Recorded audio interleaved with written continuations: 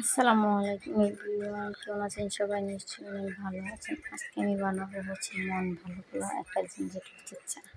যে না খেলে কারো চলবে না, বাঙালির একমাত্র চা প্রেমী।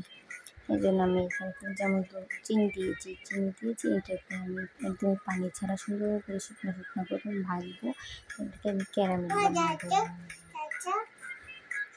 তৈরি করে নেবো। আমি চিনিটাকে ততক্ষণ পর্যন্ত নাড়াচাড়া করবো, ততক্ষণ পর্যন্ত আমি একটু লালচে লালচে ভাব আসে, যখন চিনিটাকে দেখুন একটু লালচে ভাব চলে আসছে। তো এখন আমি এটাকে ভালো করে নিয়েছি। তারপর আমার ক্যারামেলটা যখন হয়ে যাবে তখন আমি এখানে পানি দিয়ে দেবো। পানি দিয়ে তারপরে হচ্ছে গুঁড়া দুধ দেবো। আর আপনারা যারা লিকুইড দুধ দিয়ে বানাবেন ডাইরেক্ট দুধটা দিয়ে দিলেই হবে। এতে দেখুন আমার ক্যারামেলটা একদম হয়ে গেছে। তো এখন আমি দুধ দিয়ে দিলাম। দেখুন এই যে ছাড়া হয়েছে, এটা কিন্তু নাড়াচাড়াতে গলে যাবে। যে আমি যখন নাড়াচাড়া দিচ্ছিলাম তখন গলে যাচ্ছিলো। আস্তে আস্তে এটাকে গলে যাবে। গলে যাওয়ার পরে যখন দেখেন বোঝা যাচ্ছে যে চা হয়ে গেছে, কিন্তু না, এটা কিন্তু ক্যারামেলের কালার। এখন আমি এখানে চা পাতা দিয়ে দেবো। চা পাতা দিয়ে দেবো, আর চিনি এখানে আর দিতে হবে না, যেহেতু ক্যারামেল তৈরি করে নিয়েছি, ক্যারামেলে চিনি হয়ে গিয়েছে।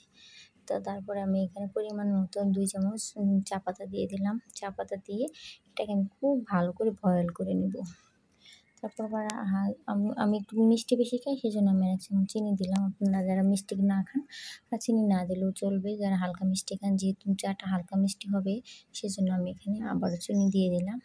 দিয়ে চাটাকে খুব ভালো করে নেড়ে-চেড়ে নিলাম। তারপরে যখন আমার চাটা বয়েল হয়ে আসলো তখন একটু জালটাকে কমিয়ে দিয়ে চাটাকে ভালো করে বয়েল করে নিয়ে কাপের মধ্যে সার্ভ করে দিলাম। আহ! কি শান্তির চা! এর চেয়ে মজার জিনিস সকালবেলা আর কিছুই হতে পারে না।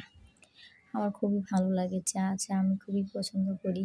কে চা খেতে ভালোবাসেন অবশ্যই কমেন্টে বলবেন, ঠিক আছে?